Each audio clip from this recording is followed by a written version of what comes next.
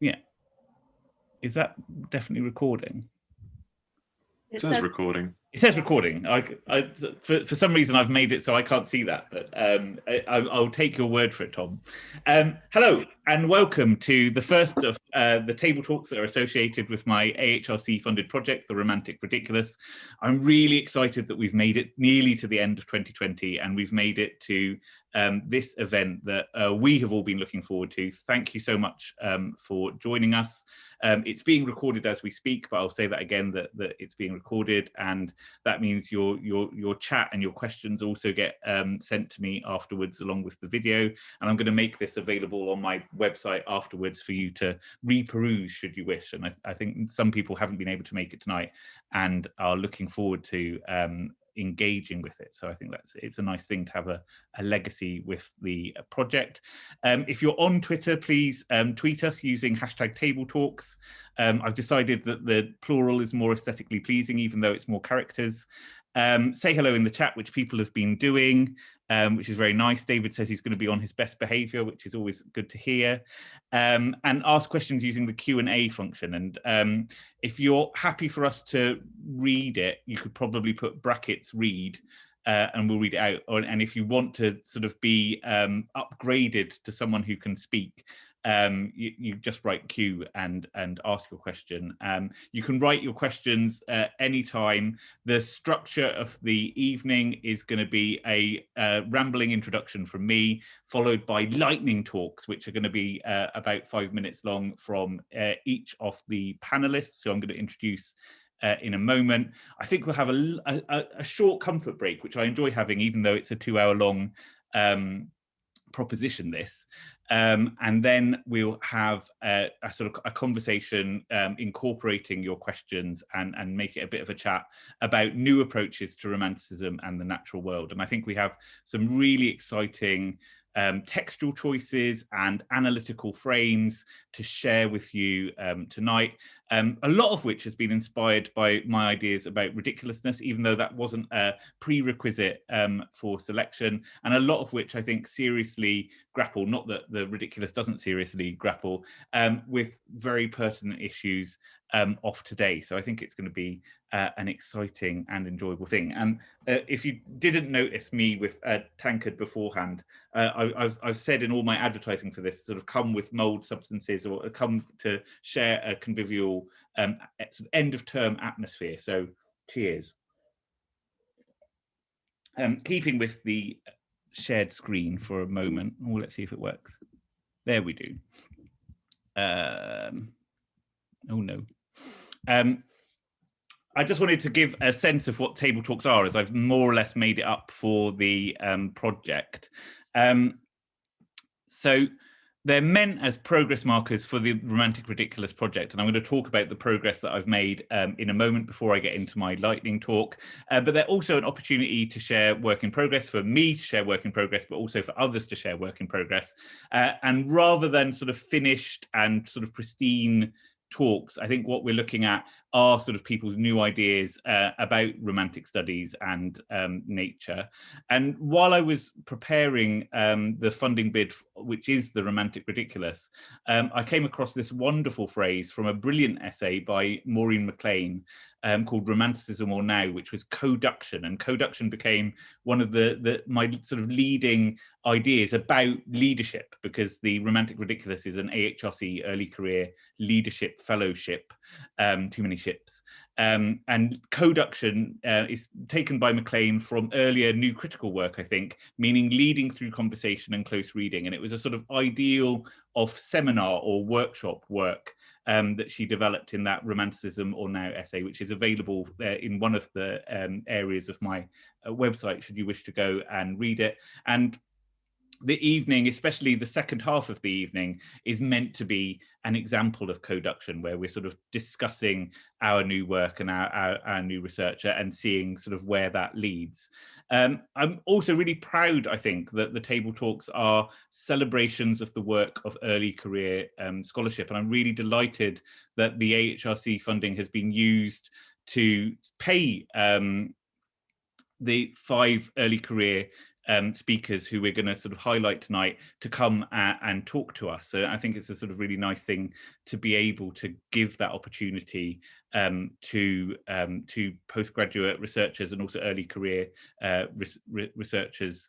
And that's something that's going to be attached to all of the table talks. So all of the table talks have funding for 5 speakers each time to come and chat with me and a more established researcher in conversation. And sort of repeating the title, I guess, they're focused on new approaches to romantic studies. This one is focusing on nature.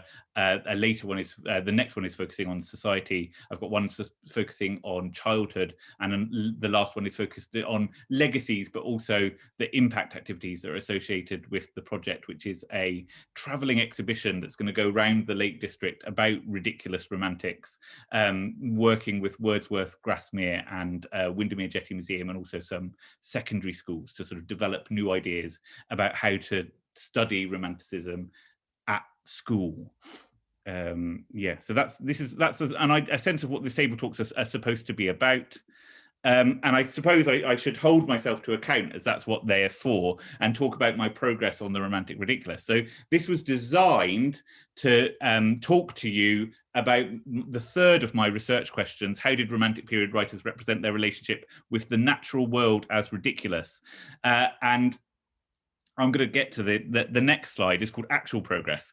But had I actually done the amount of work that I thought I was going to do when I submitted the funding bid, I'd be talking to you now about ideas about spiritual finitude, which is part of how John Paul Richter, who's one of my lead German romantic thinkers, thinks about the ridiculous. The ridiculousness is an experience of ourselves as a sort of spiritual being who is sort of definitively limited, and that experience of finitude, especially when thinking about sublime aesthetics, leads to humor and laughter, often at the expense of ourselves. So we're sort of laughing ruefully at bodily and mental and emotional and spiritual failure.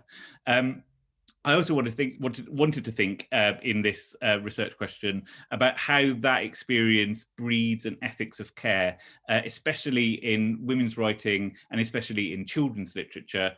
I want to emphasize human frailty. I want to think about a comic relief valve. I should check my PowerPoints better. And it also thinks about individual littleness versus collective action. So in our experience of spiritual finitude, that's sort of a bodily feeling of failure, but which prompts us into collectivity and community. Particularly, I want to start thinking as a response to ecological crisis. This was something that I was starting a different proposal for a different sort of sub thing within this project, and started to think about ecological and economic crisis as things that the ridiculous might be able to help us with. But as I was sort of suggesting, my actual progress is very much still stuck on research question 2.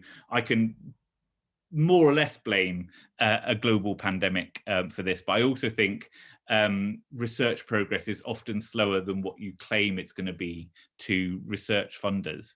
And my research question 2 was simply, how is the ridiculous defined in the Romantic period? And I spent a lot of time thinking about John Paul Richter's definition of the ridiculous, but also how that relates to 18th century debates about the comic and comedy and wit and humor. So in a nice pithy phrase, John Paul Richter more or less defines the ridiculous as a comic juxtaposition of perspectives based on an initial failure of understanding. So there's still sort of some kind of failure at the heart of the ridiculous, but also I think an opportunity is given to us by that shift in perspective that it allows. The perspectival shift is particularly in the relationship between ourselves and others, often sort of lowering ourselves in relation to others, but in a way that sort of sparks companionship and collective laughter rather than feelings of sort of abjection, I suppose.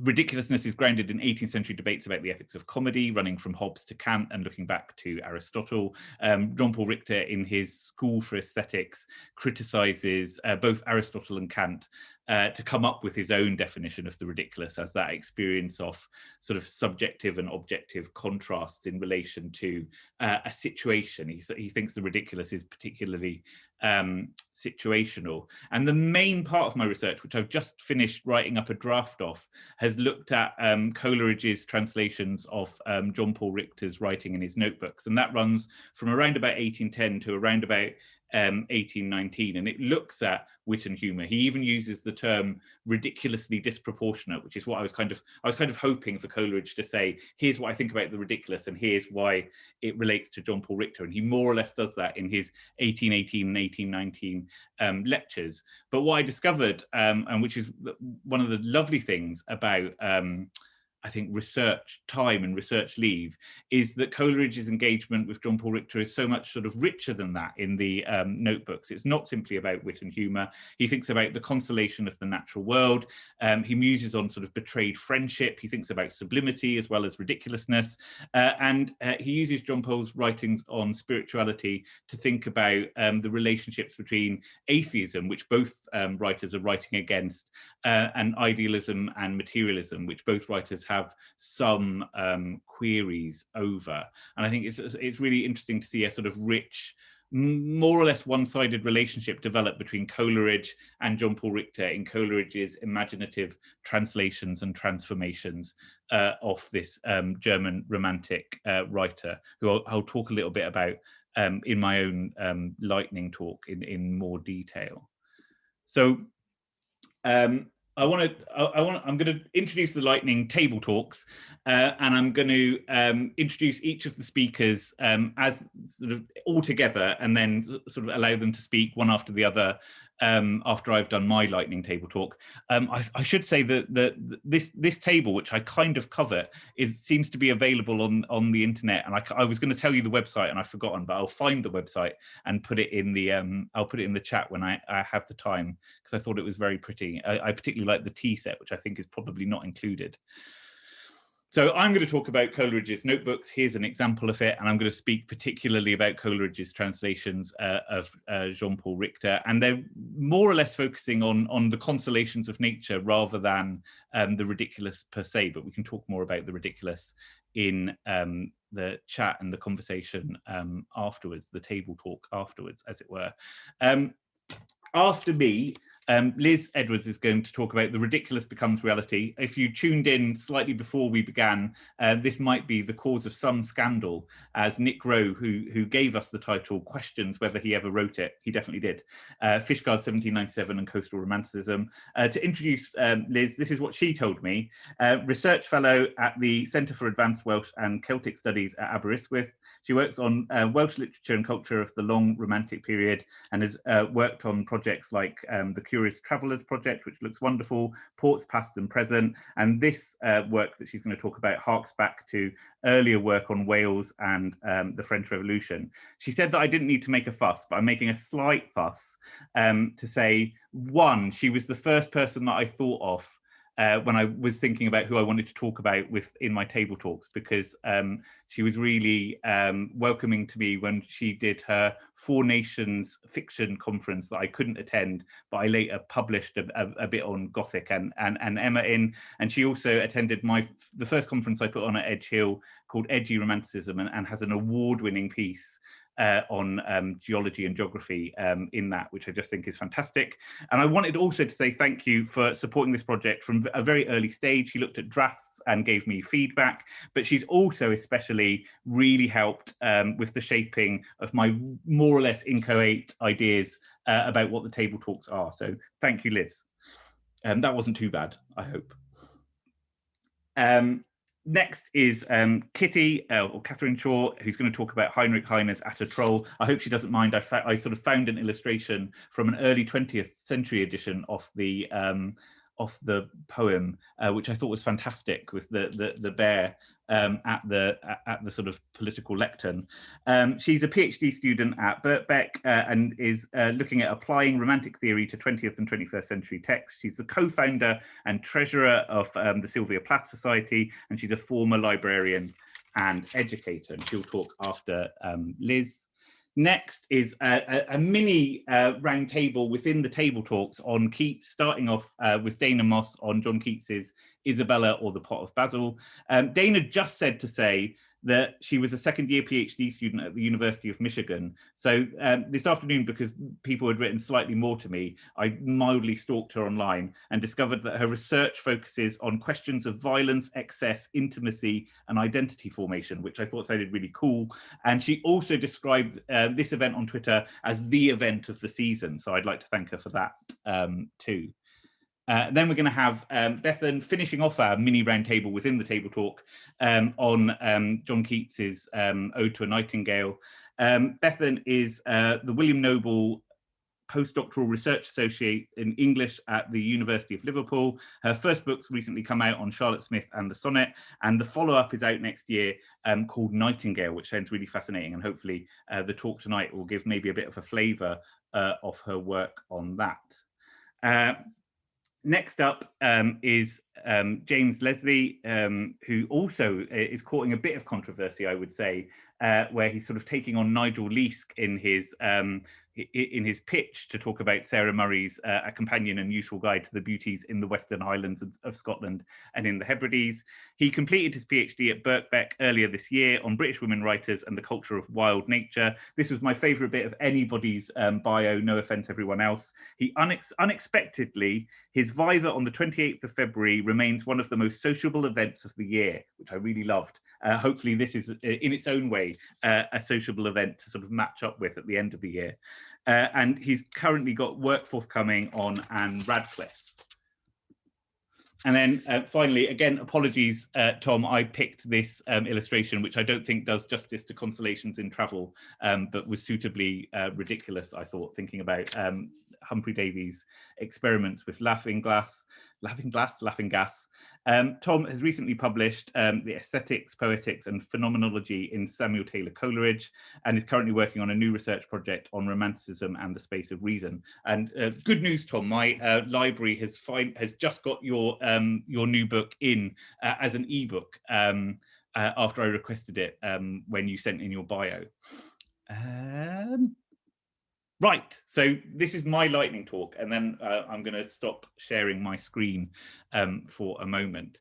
So back to me thinking about Coleridge's notebooks, but this is an image of my lead thinker, I think, for the Romantic Ridiculous, called Jean-Paul Richter, who was sort of working sort of between Enlightenment and Romantic traditions in Germany, has sort of fallen out of knowledge in sort of Anglo-American Romantic studies, but sort of remained a very influential figure in the 19th and 20th centuries in France and Germany, and is a figure, I think, who sort of deserves sort of more interest around him. He's sort of started off as a satirist, became a novelist of sort of the kind of mixture of sentimentality and satire that resembles Lawrence Stern's Tristram Shandy, which is an acknowledged source with him, and then dabbled in some aesthetic philosophy with his School for Aesthetics, in which he theorizes the ridiculous as a kind of counter-sublime that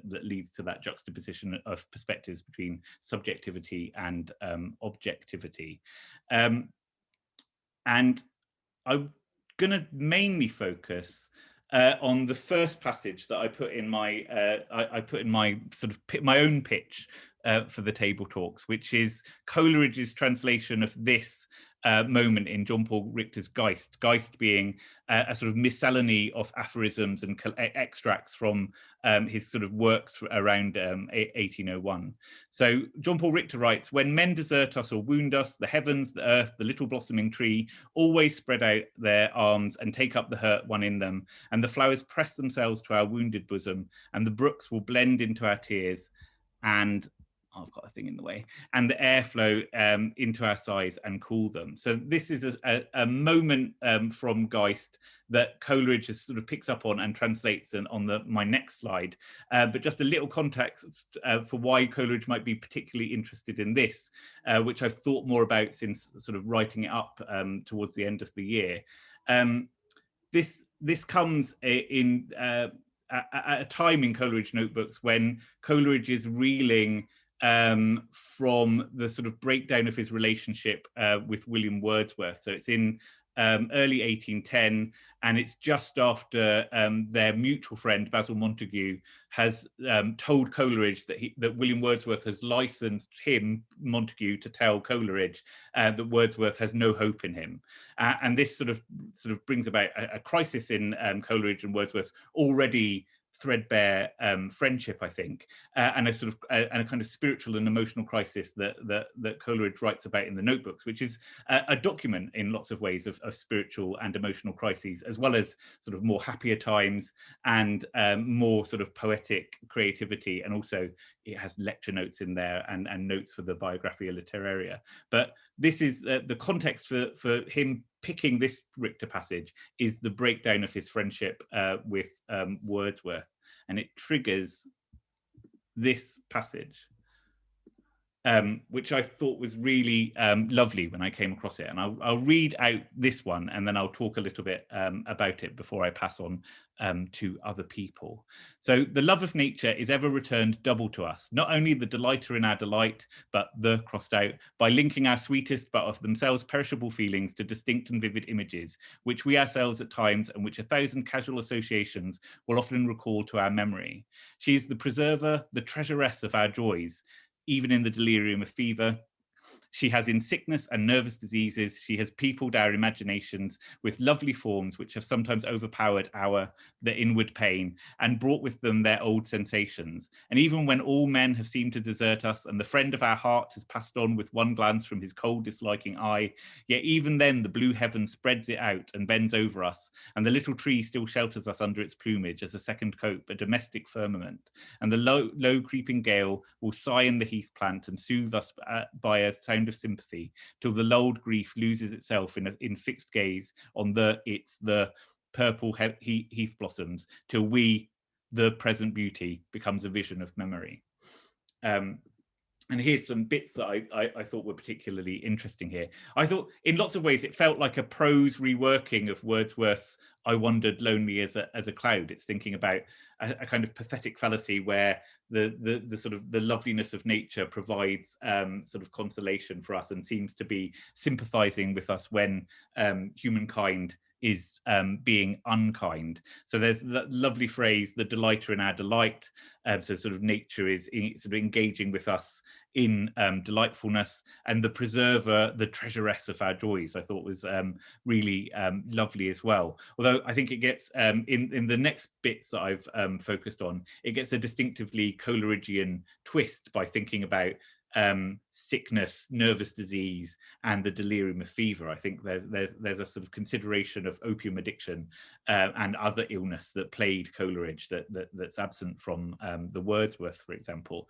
But I think the passage from Richter is sort of triggered by that feeling of self-pity that Coleridge tended to indulge in when all men have seemed to desert us and the friend of our heart has passed on with one glance from his cold, disliking eye. And Kathleen Coburn, the editor of the sort of monumental 5-volume notebooks that are available for us to engage with, traces that cold disliking eye to a poem not about Wordsworth but about Robert Southey that Coleridge wrote himself. So Coleridge is sort of bringing his translation and expansion of John Paul Richter very much into a relationship with his own writing, and it's like his sort of engagement with Richter sort of sparks sort of personal and private thoughts and encourages him to sort of take over the original passage that he's working on and sort of supplement it with his own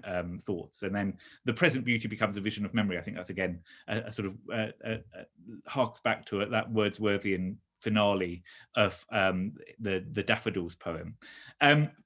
This is stretching things with this single notebook entry, but I'm really interested in ideas of doubleness in Coleridge's translations of Richter. Because I think that John Paul Richter starts to resemble a kind of doppelganger for Coleridge himself, and a doppelganger that Coleridge can kind of assert his mastery over in his private notebooks in a way that he finds sort of much more complex and vexing, I think, in relation to Wordsworth, that he also sees as a kind of brother spirit. I particularly want to use doppelganger in this relationship, because John Paul Richter is or was famous for inventing the term, or coining the term, doppelganger in his novel Siebenkäs, which Coleridge certainly read a version of and translates a variety of extracts from. The doppelganger in Siebenkäs is someone who looks so like the main character that he actually pretends to be him to allow his friend to escape an unhappy marriage. And I think that's another aspect of Richter that is a sort of appealing to Coleridge, with his sort of his own unhappy marriage and his own sort of complex relationship with Sarah Hutchinson that's also undergoing a kind of collapse at the same time as his friendship with Wordsworth. So I feel like I've talked a lot, and I know that we have other people to speak coming up. I had extras if I felt like I had extra time. I'll just mention the first one because I think it segues nicely into Tom's talk at the end, where he takes us out of space, and that's mainly why I picked this one.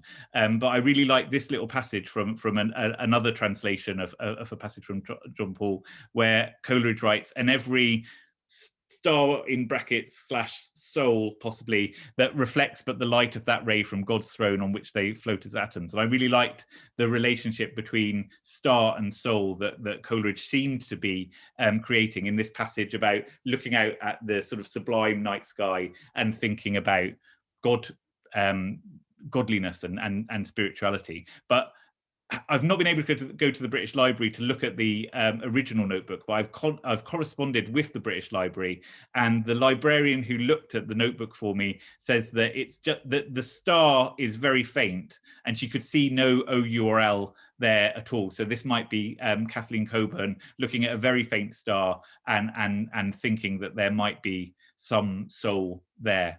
And I guess I want to end on a kind of a research dead end that I experienced, and perhaps if we have time in the conversation, we can talk about the next passage that I've picked, where basically I like the idea of mistaking the genealogist with the proto-patriarch, or confusing himself with his earliest ancestor, which is a thing that I'm just about getting my head around. I'm going to stop sharing. There we go. That was me. Over to Liz, who's on that side of me, but perhaps is in an entirely different position on your screen. Thank you.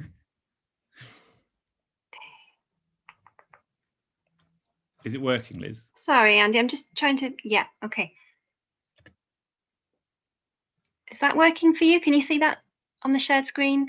No, we're just, at the moment, we're all together. Sorry, right, okay, I'll try again. And put that one up. And share. Oh yes, there we go. Yeah, are we there?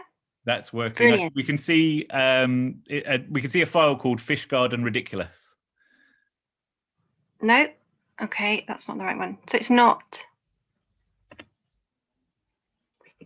Oh, do you know? I don't know why this isn't working.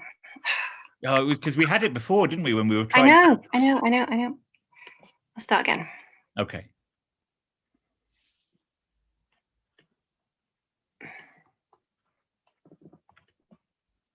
Yes, that looks like it. It looks. Hey. It looks quite thin, but like it's there definitely. What maybe if you share the whole screen, if you share the screen, it will get bigger. Yes. There we go. Are we there? Yes. Fantastic. Okay. I'll let you talk. Just want to say, first of all, thank you to Andy for the invitation to do this and for that lovely introduction. It's always a pleasure to work with Andy, so I'm just really thrilled to be here. Okay, so this is a ridiculous, I think, in one of its many serious guises. So we'll see how this goes. It's only short. I want to begin with a poem by Damien Walford Davies, which hopefully you can see up on the screen. On the French invasion of Fishguard, February 1797, the so-called last invasion of Britain. And this is from his 2009 collection by Serran, Suit of Lights. It's called Strumble Head. Pembrokeshire, scene of the French invasion, 1797. They camped in the nave and chantry, Exodus and the Second Book of Kings as kindling, pissed in a switchback strumble wind against Anne Owen, beloved wife, etc. It was amateur night. Whales dawned on them, most still pissed. The others hung over to the tune of 30 wreckers' kegs and 10 stabs at the Marseillaise. They strumbled into a land of cairns and standing stones, with idiot orders to annoy. 4 slurred into Brest-Garn, its whitewash proof against outlandish weather. 1 fired a piece of France into a grandfather clock that banged Welsh time into his hammered whiskey head. They slewed into the Democratic Yard, a ricochet of merde. It was all downhill from there to Goodwick Sands. And there, I think, in one sense at least, is the Fishguard invasion. It's a chaotic miss event. The landing was supposed to have happened at Bristol, or maybe at Liverpool or even Chester, in order to start an uprising and to gain followers. The French force was made up of some 1,200, 1,400 or so convicts and regulars, and of those, probably less than half of them were regulars.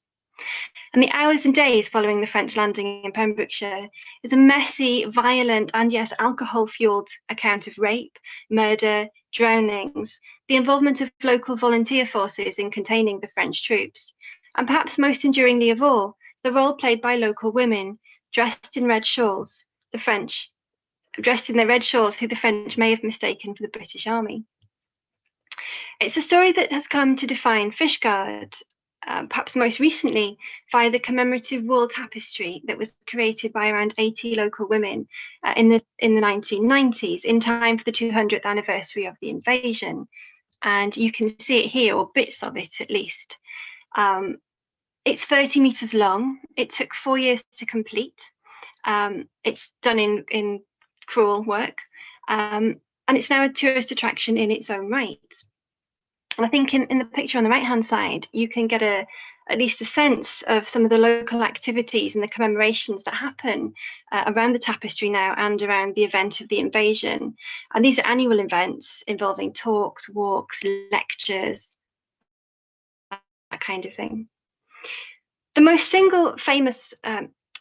famous single figure in this story is Jemima Nicholas, or Jemima Vow, Jemima the Great, a cobbler in her 40s who's said to have rounded up a dozen or so Frenchmen more or less single-handedly. She's become a particular folk heroine, and here she is in the tapestry, although this has been produced as a postcard.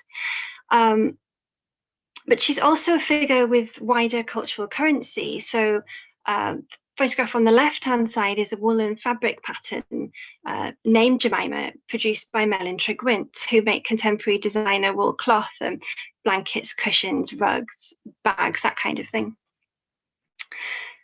So the French landing lives on. But at this point, I want to go to my second extract from Nicholas Rowe in an article from 1986. And he says this: as a contemporary pamphlet put it, the menace of a French invasion, which formerly afforded a subject for ridicule, cannot now be treated in so light a manner. In February 1797, the ridiculous became reality, and the French landing was no less alarming because of the small numbers involved, the swiftness of their surrender, and the discovery that the soldiers were mostly convicts. So it's this moment of the ridiculous that interested me and that I thought would be useful for this talk. As Roland Keener has also written, the landing has been presented as an almost comic episode, a mixture of French farce and Welsh flannel, which now has new life, as you can see, a kind of fiasco. Damien's poem is lovely, it's very funny, it captures the kind of absurd and anarchic energy that seems to surround this event. And yet the invasion was anything but a joke. Kino shows exactly why this was a very serious event. There was a run on the banks just a couple of days later, or about as long as it took for news to reach London from West Wales at that point. This was the French invasion come to pass that virtually everyone was dreading in these middle years of the 1790s. As in these new Welsh fabrics, the tapestry, the cushion, the last invasion continues to be remade. This particular cultural memory dominates Fishguard, as I've said, and it may be that a tiny coastal town like this only has the capacity for one big story, one good story, but maybe that's the capacity that the town has for telling this kind of history. But viewed in wider contexts of place, particularly of coastal connections between France, Ireland, and Britain in this period, it's also part of, as one Fishguard resident has recently been telling us when we interviewed him for the Ports Past and Present project, and I think it's important that it's come from that source, from within the town. It's also part of a bigger story about democracy in the 1790s and before and after it, whose meaning may be heightened or may resonate in our current chaotic moment. I'm just going to stop there.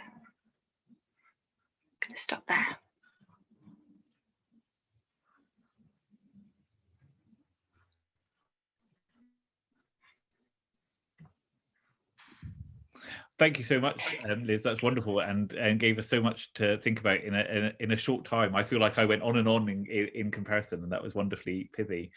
Next on this side of me on my screen is Kitty, who I think is going to share her screen as well. Yes, let's try sharing this.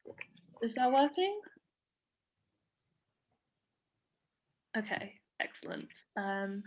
So originally I did have a significantly different presentation, and I have tweeted that if anybody wants to read what had a summary of Aftertroll on it. So the poem that I'm talking about has a really insane plot, and it took me 4 slides to summarize the plot of it. So I have tweeted that in case anybody wants to know. But here we have a portrait of Heinrich Heiner, another German romantic, much later than Jean-Paul Richter. There is some overlap, but Heiner himself is probably more likely to have been inspired by Coleridge and people like that. He did spend some time in the UK. But as I say, he's a very late romantic. He is Jewish and German, which affects all of his work and his identity. Technically, he did convert to Protestantism so that he could pass his university exams, but he failed those and didn't convert, so it wasn't really a problem. He's best known for the Book of Songs, this very early part of his work, which definitely has more to do with regular Romanticism, and his travel writings, particularly about the Harz Mountains here in Germany. He's also the king of salt and 19th century flame wars. He got himself kicked out of Prussia for one of these, became friends with Karl Marx. His writing is all very insulting to people that were contemporary to him, and it's one of the really powerful things about reading Heine. His great skill is this saltiness. The extract that I've chosen to read from Aftertroll can be interpreted as very serious, but in the context of the poem is a little bit ridiculous. So it goes, "Yea, from all his slavish bonds, Aftertroll has torn him free. Suddenly, with mighty leaps, through the narrow streets he runs. Room enough is his, I trow. Up the jagged cliffs he climbs, flings down one contemptuous, then is lost within the hills." And as it stands, that is a perfectly acceptable romantic poem. No one would be surprised if he absolutely did write this poem about liberty and use the allegory of the bear to discuss a figure he could empathize with. But the big clue for us is that he describes the keeper of the bear as a Moor sung by Freiligrath, who is a contemporary poet who's written about this black man from North Africa. And Heine says he thinks it's really funny that Freiligrath didn't essentially characterize him properly. It's a very modern perspective. He thinks that you shouldn't just take a character from a different place and say, oh, look at this exotic savage, and instead makes fun of it by making him a bear keeper in Spain. These are quotes that I didn't put in the section that you will have been sent by Andrew, but I thought that they really exemplify the poem beyond the plot. So we've got this deeply ironic bit where he says, shipless Argonauts are we, no poet will ever make us live within his song. Obviously deeply ironic to say that in a poem. And then we've got an example of his salt here. So these wanton Goethe bards, so true romantics. This quote here, by the way, is spoken by a man who has been turned into a pug by an evil witch. So this pug says he belongs to the Schwabian school where morality is their muse. And that is essentially Heine saying that an entire town is boring. And then again, the poem finishes by saying that it itself is the final breath of romanticism, but were Heine, or the speaker he's pretending to be, blessed with other ears, he might find delight in different poems. And Heine did write an entire treatise on the subject of romanticism and what it meant to be romantic. But we find it seeping into his work as well, which I find absolutely fascinating. Some discussion points that I came up with. What is the plot? Absolutely, it's got evil witches, ghosts. He goes off on so many different tangents. Technically, it's about a bear who escapes slavery and then is killed and his hide is sold. That's all that really happens. But it's also a lot. There's a lot else going in there. Other themes about romanticism, so whether you see that as the pastoral, the ridiculous, the ironic. Heine says in his preface that he actually started Attroll as a love letter to romanticism, but got so caught up with making fun of it and the people that he didn't think were engaging with it correctly that it sort of became, people considered it a mockery almost. I thought it would be really interesting to discuss the role of allegory in the poem and what the character of the bear gives us that he couldn't have achieved in any other way. The poetic form, it's not really an epic, but it is very long. What is romanticism? Like I say, Heine has a very specific definition of it, and early Heine would view that much differently to late Heine, but his work generally is infused with a question of what it means to engage with the romantic tradition that I think is incredibly valuable for all of us studying, even people that aren't related to him. And one of the things I think is often easiest to do is to define that in opposition to something. There's lots of irony, lots of unsaid things. I think at the point it was finished, although not at the point it was started, Heine had become friends with Karl Marx in Paris. Like I said, he got thrown out of Prussia for an unrelated incident. And so the friendship with Marx and his own radical political ideas do seep into the work. You can read it as deeply eco-critical. He definitely gives voice to animals and talks about their lineage and the role that they play in the world, and even transnational ideas, that if you consider Heine's role as a Jew in what had been a very liberated for Jewish people society in his youth, and then so under the Napoleonic era, he then found himself in a restoration type situation where he had to convert to Protestantism because the government changed and didn't approve of him, and they started ghettoizing his people and that kind of thing. Heine's career and relationships are absolutely fascinating. I could talk about them for hours. Suffice to say, like I say, he's the king of salt. Even people you think he's friends with, he is insulting to. Technically, he's friends with Freiligrath, who's writing about this Moorish prince. Who even knows what he thinks? And then also, This particular translation is done by Vili Pojani, but what does translation give us or take away from this poem? I thought they were good questions. If anyone wants to know more about me or has any questions, this is where you can find me. And other than that, I'm going to stop sharing and pass over to the next person.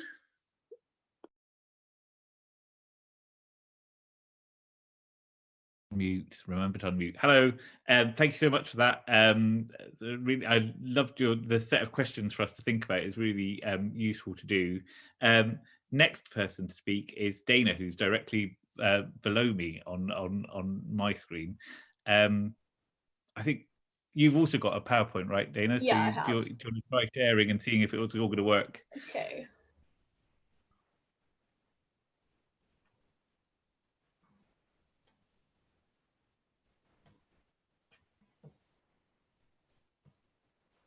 Can you all see that? Does that look good? Yeah, it's up now. Great. And also, I just wanted to say, Kitty, I am desperate to know everything about why Heiner was kicked out of Prussia. So please, when we have our chat, let's try and talk about that. Okay, so you can also see my screen. That's good. Okay. So the title of my talk is comes from the lines that first prompted my line of inquiry. Piteous she looked on dead and senseless things, asking for her lost Basil amorously. What does it mean to think about Basil amorously? Keats' Isabella not only encourages us to take this question seriously, it also asks us to think about what an intimate relationship between human and plants might look like. So in this very, very short talk, I'm going to begin to articulate a reading of Isabella, which attends to the Basil's organic and material properties as an active and desiring agent rather than just a visual symbol or passive receptacle.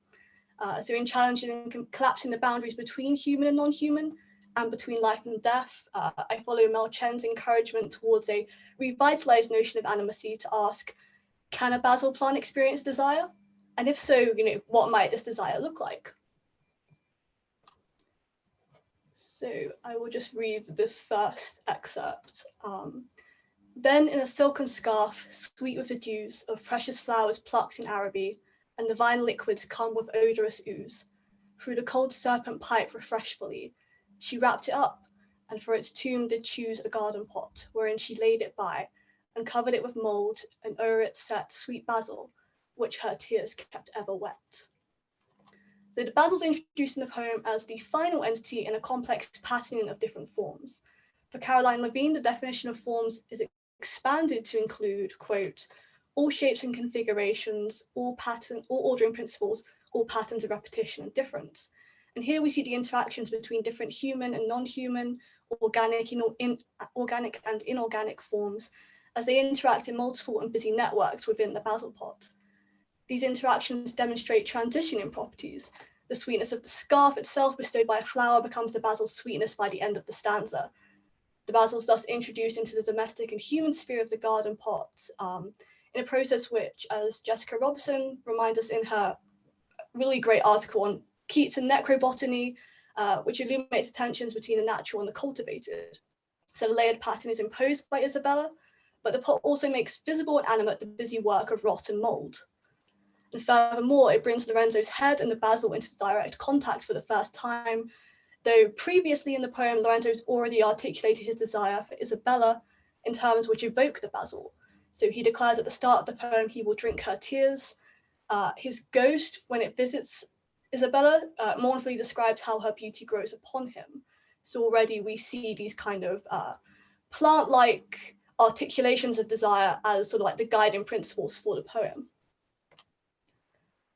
So if the experience of desire in Isabella is tied to the affordances of plant life, what might this desire look like in action? And this takes me to my second excerpt.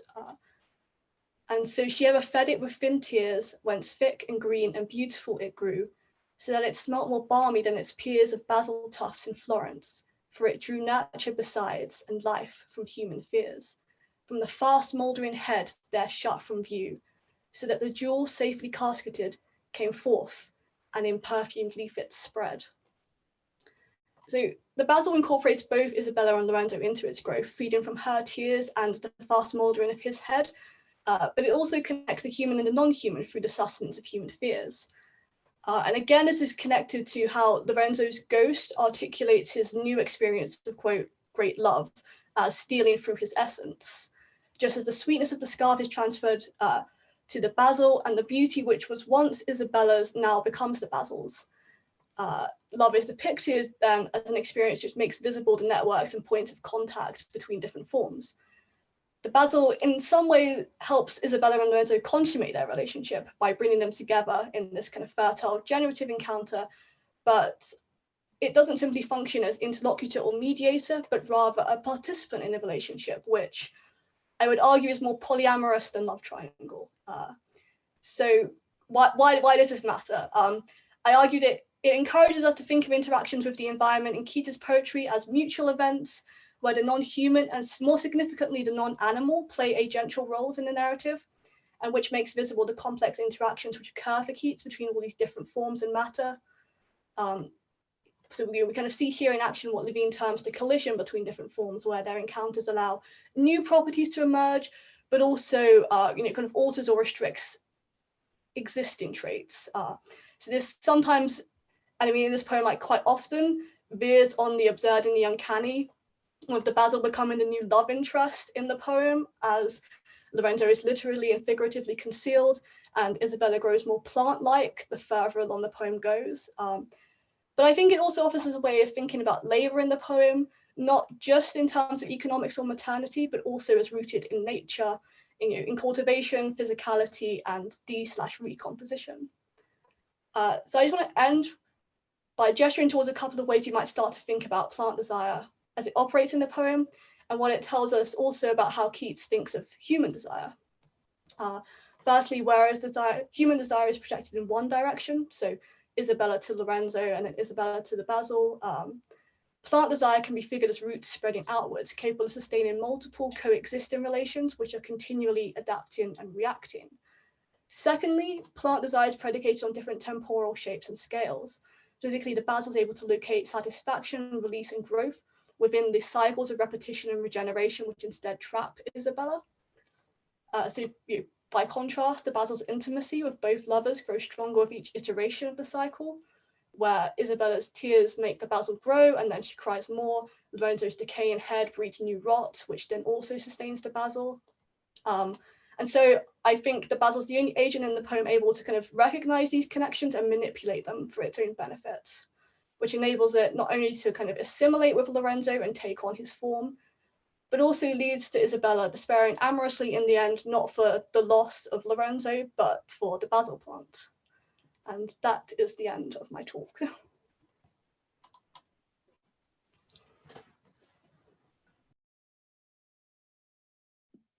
Fantastic. I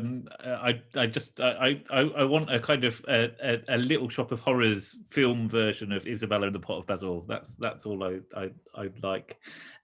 Next up, directly below me again, in some sort of rejiggling that happens with Zoom, is Bethan, finishing off our Heart of Keats. Thank you. Just share my screen.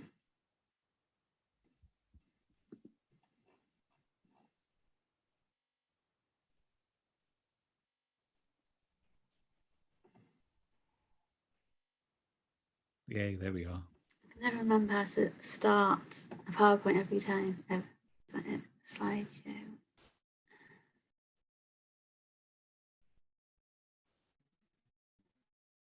Okay. So in spring 1819, a nightingale ended its 3,000-mile journey from Africa and chose to nest in a garden near Wentworth Place in Hampstead, inspiring one of the most famous poems in the English language, Keats's Ode to a Nightingale. So as you'll all know, nightingales are the most versified birds in the history of poetry, which reaches its crescendo in the Romantic period. And as you'll also all probably know, the nightingale is in severe decline in the UK. So it's declined over 90% in the last 50 years, their breeding range shrinking to a southeastern pocket. It's So my research essentially is interested in putting the two together, considering how bird poems might appear differently and take on new meanings in the current age of biodiversity loss. So the nightingale has traditionally been depicted as a melancholy bird rooted in Ovid's Philomela myth. Yet with the Romantic period, the bird is reclaimed as one of joy. Indeed, in the first stanza of Keats's ode, the bird is happy, a light-winged dryad of the trees, singing of its happy lot and singing of summer. By the end of the poem, the nightingale has again become elegiac, a Philomela singing a plaintive anthem.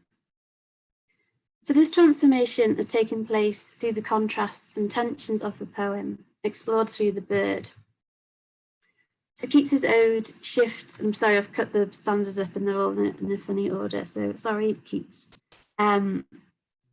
The ode shifts between the nightingale, singing in the natural world, heard this passing night, and the immortal bird of the imagination, singing the self-same song heard down through the ages. It works too, of course, through the tension between the nightingale's supposed immortality, not born for death, and Keats's sense of human pain and transience, the weariness, the fever, and the fret.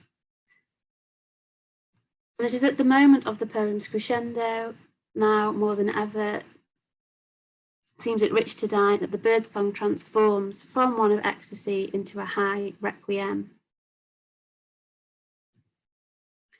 Yet in the final stanza, the nightingale's song as one of loss is confirmed on its own terms, as the becoming a plaintive anthem that fades past the near meadows, over the still stream, up the hillside, till it is buried deep in the next valley glades, as it disappears from the poem's landscape, subject to the poem's terms of transience after all. So when Keats composed this poem, nightingales were abundant in what was then a village suburb of London. Coleridge noted that they were as numerous and incessant with song as frogs that May. And in his biography of Keats, Nicholas again, writes, while Keats's sense of the perilousness of the moment in the poem is related to his own protracted ill health, London's edge was also pushing outwards into surrounding villages and fields. If in the Nightingale's high requiem, Keats imagined he heard a mass for himself, his plaintive anthem was also an elegy for a landscape and way of life as ephemeral as the music he hears fading. It is also an elegy for that very music and for the bird that sings it, a victim of habitat loss. Bird poems make for important pieces of avifauna, or avifauna, I don't know how you say that. And Keats's poem can be situated in the history of the nightingale's retreat from central London. In 1703, the site of Buckingham Palace was described as a little wilderness of blackbirds and nightingales. And the nightingale was common throughout much of central London. By the late 1870s, the bird had ceased breeding in many central locations, although it could still be heard in Regent's Park. The nightingale last nested on Hampstead Heath in 1899. About 200 years after its composition, in Keats's poem, his concerns with transience, ephemerality, and mortality take on new resonances.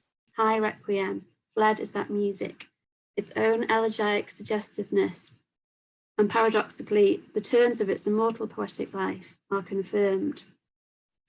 I don't want to end on this note of gloom, however.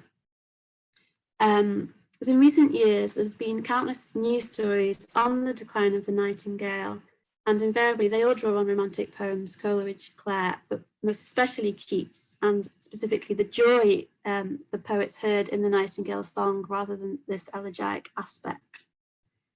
And just to finish with this example of an article by Patrick Barkham in the Guardian, and he's writing on a proposed new housing estate at Lodge Hill, which is a nightingale stronghold in Kent.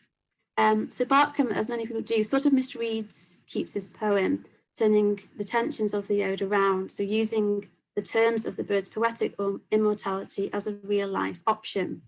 He writes, Lodge Hill should be a unique national nature reserve, Whether it becomes so will say something powerful about our society, and whether we always bow to market forces or still have an ear for joy.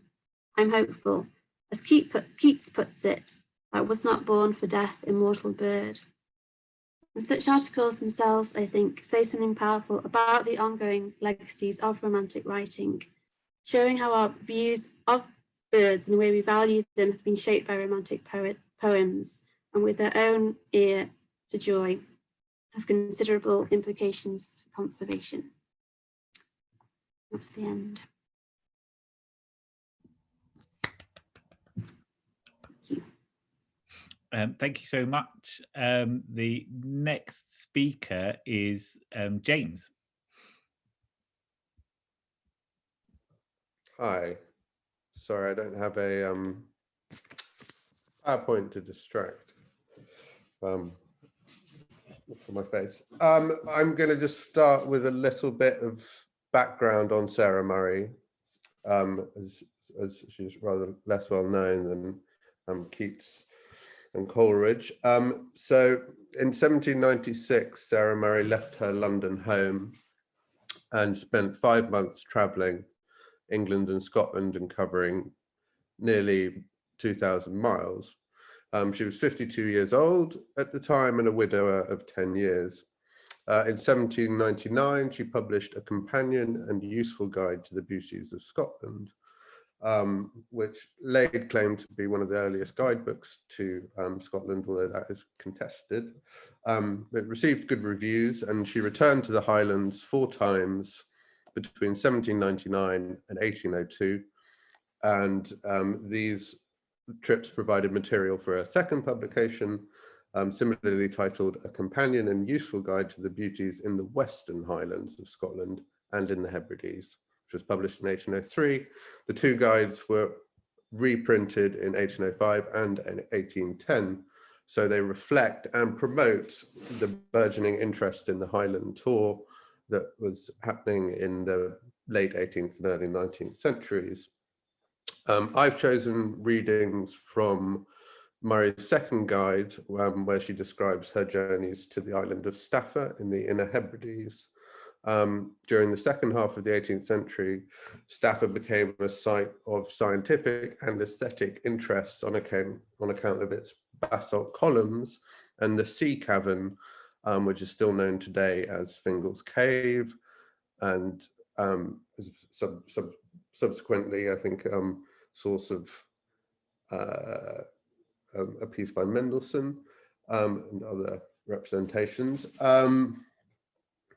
So like the zigzag route that Murray advises her readers to take if they really want to see Scotland, she stresses, her exuberant prose is all over the map. She describes the sublime heaven-like sensations inspired by the external view of Fingal's Cave, and then shifts to a Gothic lexicon as her boat worms inside, where the swell makes her feel as if a huge monster had got it on its back. Next, her enchantment amidst the wonderful works of omnipotence is disturbed by the earthly tune played by one of the boatmen on his pipes. While there, unlike most of those who have only been once at Staffa, Murray has time to make some geological observations, noting the base of the pillars seem to me of brilliant red granite, like the Egyptian.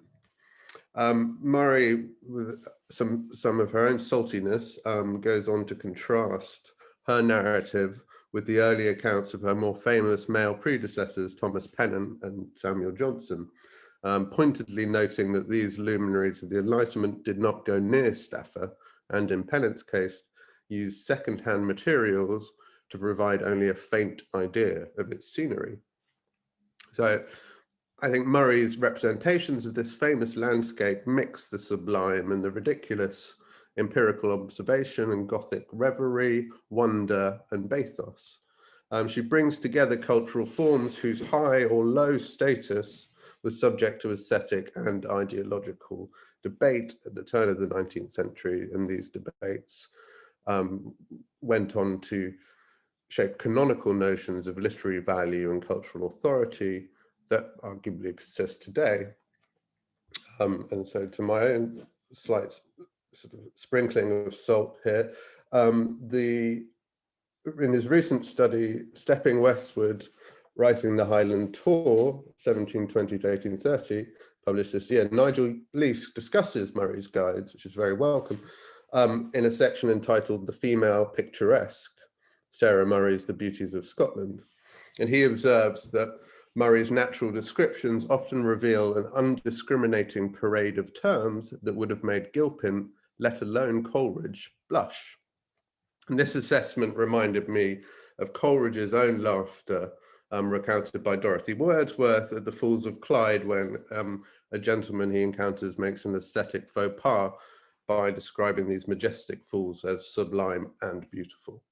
It seems to me that implicit in these responses is the idea that representations of the natural world should be discriminate, ordered, and contained within discernible aesthetic frameworks. And I just want to suggest some ways that Murray's ill-disciplined narrative troubles the generic, gendered, and even geopolitical boundaries which underpin these judgments and reveals a more unstable, contested impression of Romantic era representations of the natural world. In the first extract that I proposed, Murray's risible, which he describes as laughable, this picture of the outset of her journey to Stafford, as she's got her Fingalian stick and is dressed in the tartan of the 42nd Regiment, better known as the Black Watch. This demonstrates the self-reflexivity that is a consistent feature of her narrative and a reason it resists containment with easy categorization such as the female picturesque. I think she is often literary at great pains to define herself against the cliches of what Dorothy Wordsworth called our prospect hunters and picturesque travelers. She scrambles, climbs, and wades in pursuit of natural beauties until her flesh and clothing are torn and tattered. She foregrounds her willingness to encounter danger and discomfort to demonstrate her identification with the contested landscapes of the Highlands and to distinguish herself from the superficial stereotype of the picturesque female traveler, a cliche that Carl Thompson has shown in The Suffering Traveller and the Romantic Imagination to be something that exercised male poet, more famous male poets of the period, but I think is at work here. Murray alternately inhabits and undermines the figure of the courageous, elemental Ossianic Highlander, pointing to its ambiguous ideological potential as an embodiment of Highland alterity or a romanticized image of cultural appropriation. And later she presents a strident critique of the impact of clearances in the Western Islands, warning that if current practices of land management persist, in a very few years, they will be deserted and the honest and brave race of Western Highlanders be totally extinct, as well as their language. So the more radical implications of this protest are counterbalanced, I acknowledge, by what Leask calls the patrician aspects of Murray's guides. But I would propose that the vacillations in her narratives show her navigating discriminatory attitudes to women's exploration and authorship, which were contested and ultimately emergent in the Romantic period, and perhaps show her trying to evade the taint of Jacobitism. And now the visceral response that Leask imagines Murray's writings provoking in Coleridge, I also think this sort of focus on blushing on the body and laughter as a sort of visceral reaction to these aesthetic transgressions parallels, I think, with other unruly cultural phenomena that scholars have recently shown disturbing the canonical corpus of Romanticism. And I'm thinking here of the Gothic materials that Michael Gaymer discusses in his Romanticism and the Gothic, the images of collective political action Mary Fairclough talks about in The Romantic Crowd, radical writing that E.J. Clary documents in 1811, and also the relationship between disgust and the aesthetics of wilderness traced by Vittoria de Palma in Wasteland. Finally, Murray's identification of her own physicality with the contested landscapes of the Highlands registers a somatic connection between the human and the organic world, which reminds us of their ability to disrupt anthropocentric and androcentric narratives of civilization. But at the same time, the marginalization of her narrative's contentious elements indicates the counterhistory of occlusions, migrations, and extinctions that are imbricated with the veneration of romantic wilderness. I'll stop there.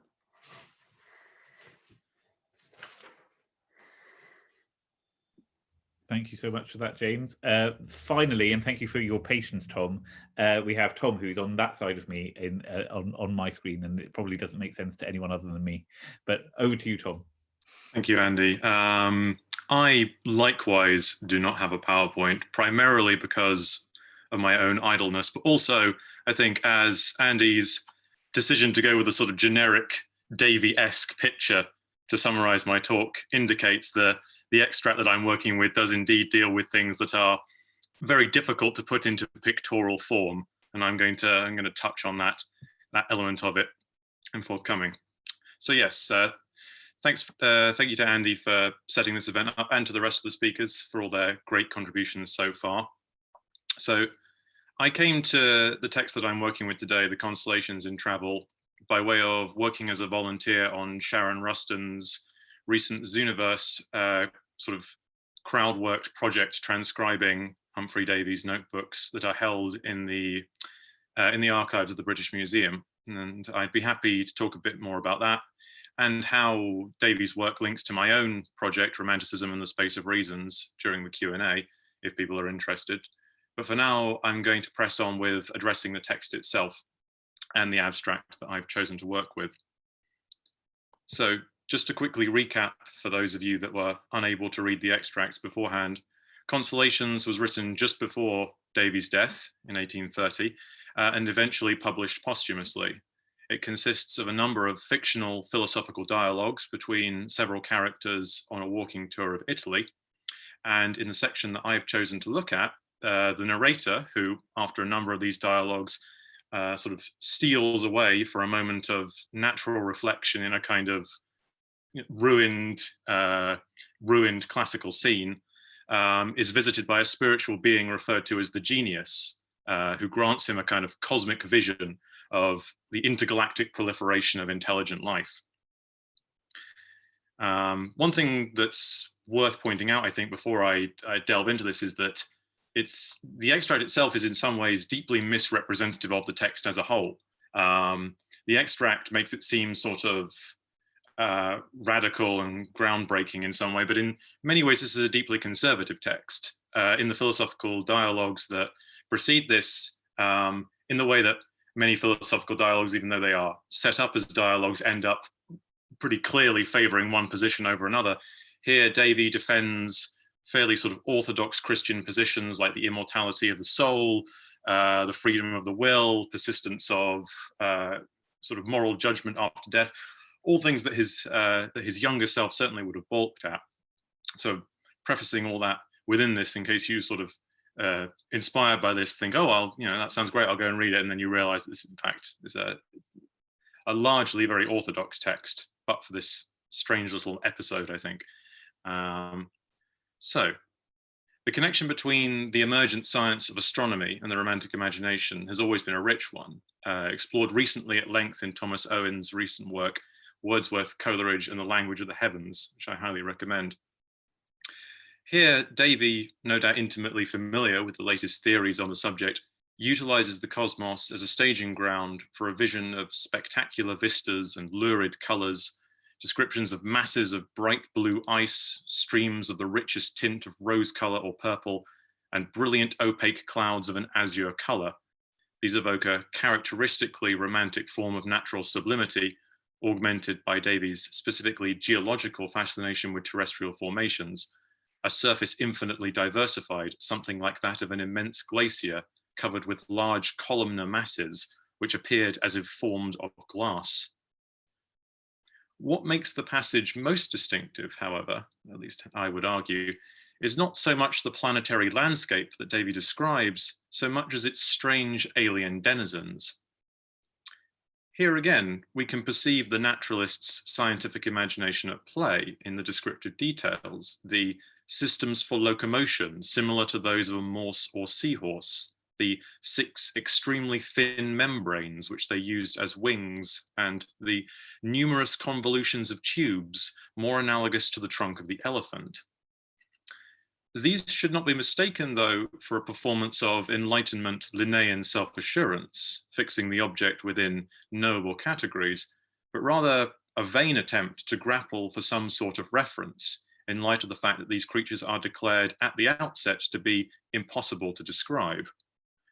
Moreover, as the passage continues, it becomes clear that the creatures not only frustrate the efforts of classification, but even possess rational and sensory faculties that far exceed those of humans. Like a less misanthropic version of Swift's Houyhnhnms, they deflect the gaze of the knower back upon their own limitations and shortcomings, decentering human rationality as the means by which the universe's innermost workings might best be known. Under this aspect, humanity becomes just one of an infinite number of life forms populating the galaxy, each trying to understand itself in relation to its environment. This is the final note that I want to end on, which brings it all back to our theme of approaches to the natural world. The creatures are described in the vision as having used, modified, and applied the material world in a manner analogous to man, but with far superior powers, and having gained far superior results. Whilst in its 19th century context, one might be more inclined to read this as a triumphalist declaration of the infinite horizons of scientific progress, to the modern ear, it's actually reminiscent of a complex question at the heart of our own moment of ecological crisis, already touched on in the previous talks. The conceptualization of the natural world as mere matter, which stands to be shaped and formed to rational ends, might seem like the essential hubris at the core of our own climate emergency, but it can also be read another way. It's clear that the creatures that Davy describes have unlocked the secrets of nature and understood them well enough to coexist within them in a more effective manner, not by means of human reason, but by something much deeper and more profound. As such, they might be said to embody a conviction that, if correctly and wisely applied, mathematical and scientific modes of knowing and being can in fact facilitate a harmony and balance with nature, if only their methods could be rescued from the benighted species of partially rational ape that utilizes them. Thank you.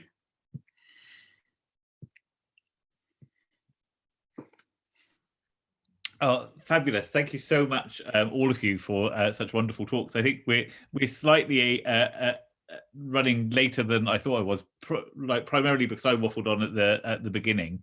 I think I suggested that we could have a little break between this and the Q&A. We could go straight into Q&A, or we could have a toilet break or comfort break. Which would we prefer? We could, I guess we could ask for a show of hands who would appreciate a break. You can put your hands up, can't you, attendees and panelists, or we could just continue. Oh, I would appreciate a quick break to get a mince pie, but oh yeah, well I advertised mince pie and mulled wine, and I would quite like being an elderly gentleman to have a toilet break. So let's. It's 19:22 now. If we have a swift toilet break and be back at least like bob on 9:30 or before, and then 7:30. Sorry, I don't know where 9 came from. 19, and then we've got a little bit of time for a chat and a discussion, and we'll see how the evening goes. But yeah, like everyone, go and get a mince pie inspired by Dana. Or a refreshment of your choice, or just get up, stretch your legs and have a think. And everyone, you're welcome to sort of linger around, think about questions. Jamie has already got a race on the rest of us, and has a question for Dana, and also I think has a question for James. So like basically formulate, go and get a mince pie or formulate your questions. Thank you so much. I'm nipping to the loo. Thank you very much.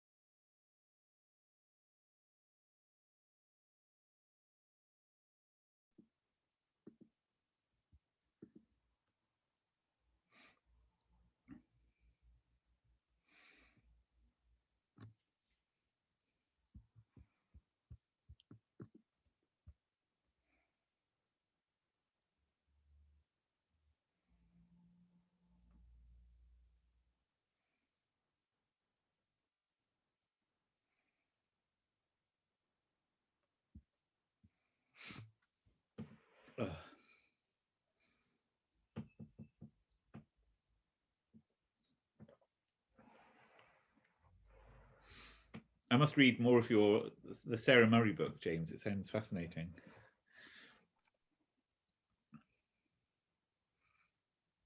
You're muted at the moment.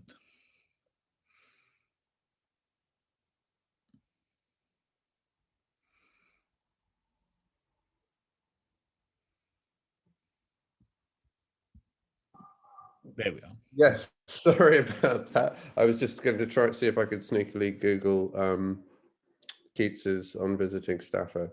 Because I actually haven't read it, I'm afraid, but that's really a useful thing to hear about.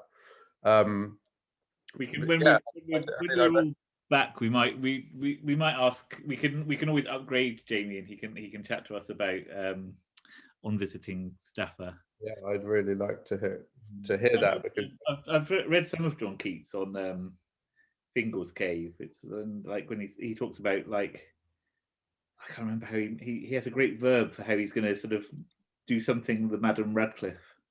I'm hopeless at remembering things. But Van Radcliffe. He talks about when he travels in Scotland, and he's going to play the Mrs. Radcliffe, I'm sure, but it's a better verb than play. I've just forgotten all about it. Okay, well that's very interesting in terms of bringing the Gothic elements to the sort of, I feel, a bit more sort of under the surface of Murray's account, but bringing those explicitly, the sort of Radcliffean Gothic, to the fore in these encounters with the sort of natural wonders. Let me cheekily Google and see if I can get it. John Keats. Because partly what it's very interesting for me is, in my work previously, it was kind of situating Murray more in relation to the forebears, from an 18th century perspective. So this is a very nice way for me to try and open out my research towards sort of romanticism, where it's perhaps been focused on enlightenment in the past. It's nice to be a panel of like romantic specialists. Most of my research at the moment is in 20th and 21st century. So I'm like, yeah, people who know what the Sublime is. Worry about not knowing what it is. Yeah, that's kind of the point, isn't it? Yeah, exactly.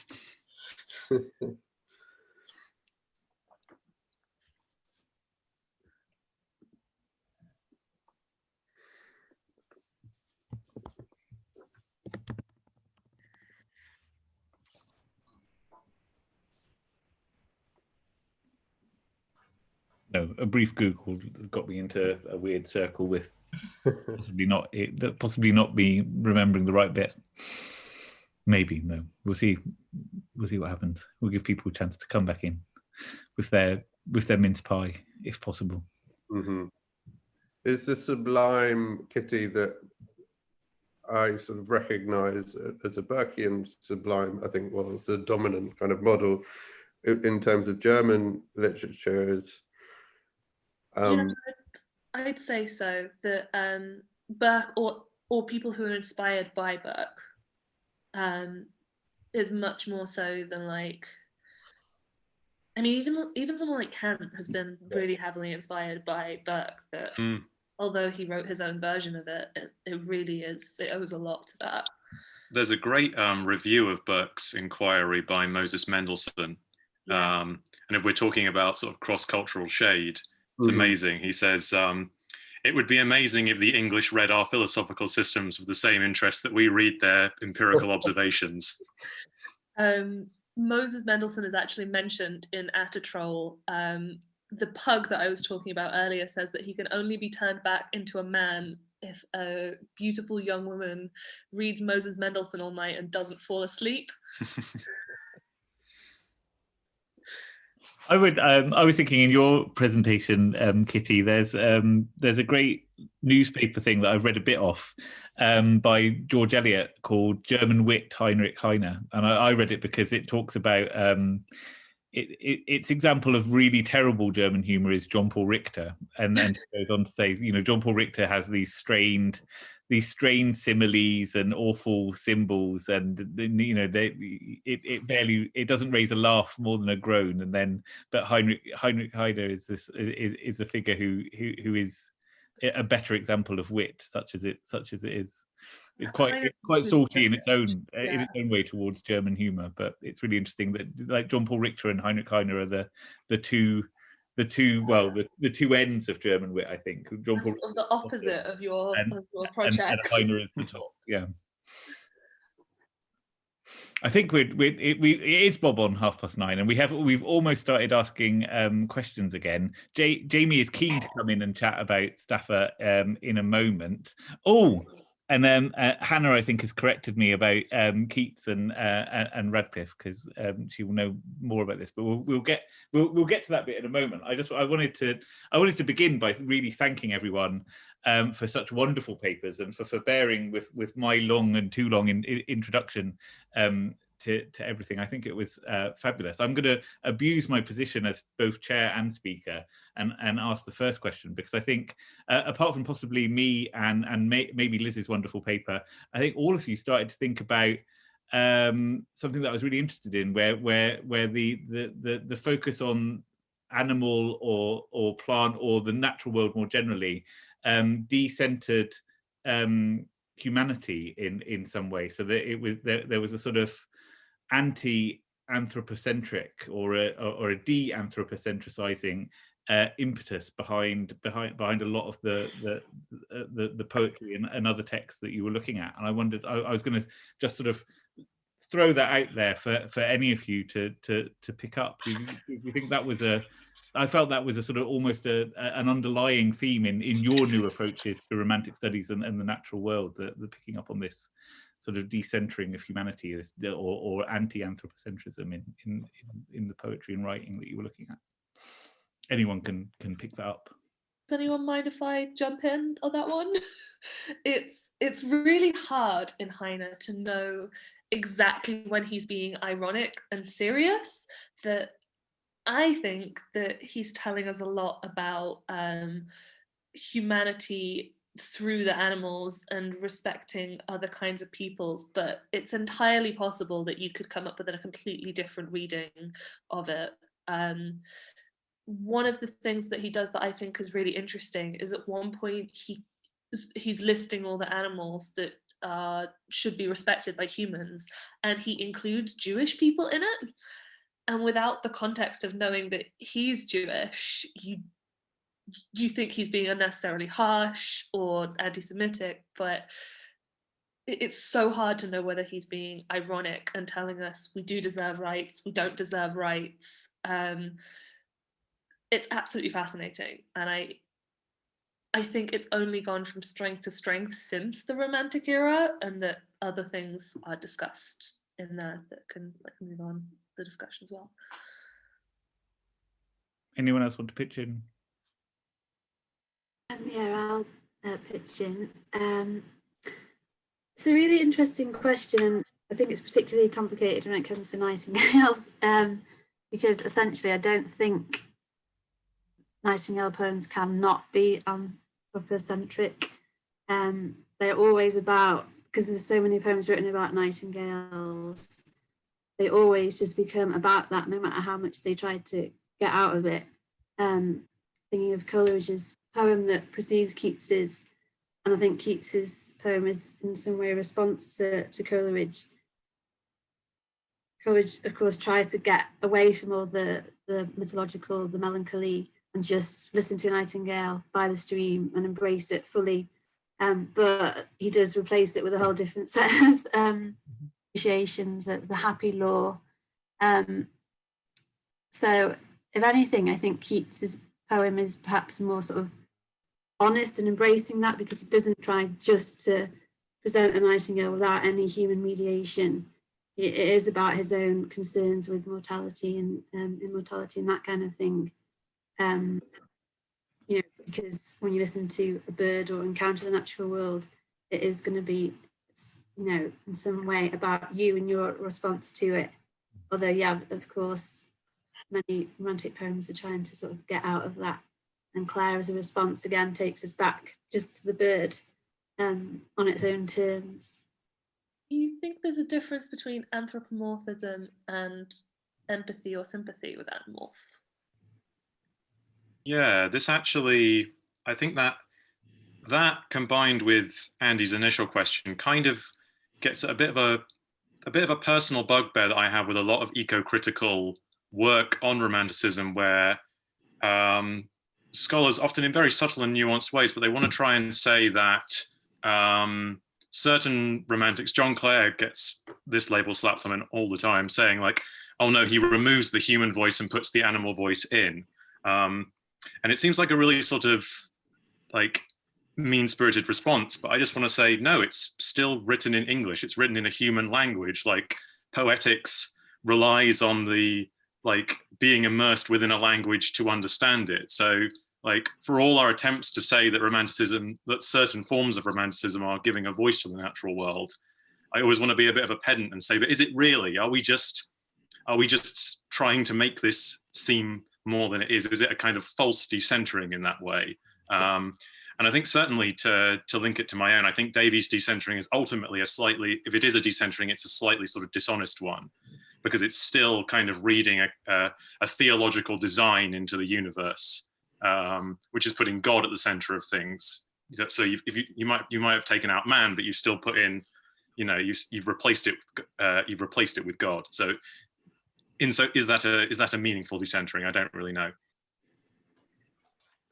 I think you all sort of speak to a tension which keeps coming back and is raised by the eco-criticism between the idea of wildness as a wild natural world as a place that is without human element, and can we ever sort of disconnect ourselves in this way? So it does, being, you know, challenging and anthropocentrism require us to completely withdraw ourselves from the natural world, and if so, how then is any representation possible? And I think that's, you know, that's something that like William Cronin has sort of tried to complicate, I think, a little bit by saying, well, the idea of wilderness is a construct in itself that we have to understand as a cultural communion between man as part of the natural world and nature. And perhaps, you know, Tom, when you spoke about a more kind of empathetic interaction, you know, maybe that's what we could hope for. I mean, I think, you know, in my text, Murray is very much pointing to herself, even, you know, especially almost at the times where she's also trying to shed her kind of social elements, these times where she's talking about how her clothes are getting torn, and this is, you know, she's sort of using nature as a way of challenging notions of appropriate femininity. So there's always that tension between decentering a certain type of narrative about nature and replacing it with another one that might not necessarily be as kind of environmentally aware as we might want now. What do you think, Dana? Because your reading of The Pot of Basil is so wonderful, and that felt like the most sort of the strangest perspective, but it's such a convincing perspective as well on that poem. Yeah, I was thinking about how I would term Keats's use of the human and the non-human. I think potentially, rather than kind of like decentering the human, I would suggest that he kind of expands his kind of framework or horizon for the kinds of interactions that can be visible, and what kinds of forms and beings we give kind of like animacy to. So I think he is still very aware of the kind of human framework he's working from, especially because he's also adapting Boccaccio. So that's an additional tension where he does have kind of like another human / literary perspective handed down to him that he's then reorienting or kind of reinterpreting. But I do think there is something to be said for the fact that the humans in the poem are so much less animate. And so, and I think that's a really interesting tension to work with, thinking about something that maybe is still informed by a human perspective, but where the human isn't dominant. I think both of those things can be true. Thank you. We should let some of the audience speak. I just want to pick up on something that Hannah said, because she gave me the quote that I was painfully looking for, and she asked, am I thinking of this reference to Keats' letters to Reynolds? And I absolutely was, and I just want to read it out because it's such a nice bit of Keats, I think, and then we'll get to Jamie's question, as he jumped the gun on everybody by getting his question early. But Keats says, buy a girdle, put a pebble in your mouth, loosen your braces, for I'm going among scenery whence I intend to tip you the damosel Radcliffe. That was the verb I was thinking of, but then he does better verbs. I'll cavern you and grotto you and waterfall you and wood you and water you and immense rock you and tremendous sound you and solitude you. I love it, and I think I'm sure I've read something where someone argues that he is ridiculing Radcliffe there, but he's also so speaking to a sort of Radcliffean inspiration for his own nature writing, and I just love the tip, cavern, grotto, waterfall, wood, water, immense rock, and tremendous sound as these kind of verb forms. I think are such a lovely bit of writing. Thank you so much, Hannah, for putting me on the right path for that. Can I just jump in? I think yes. It's such a fascinating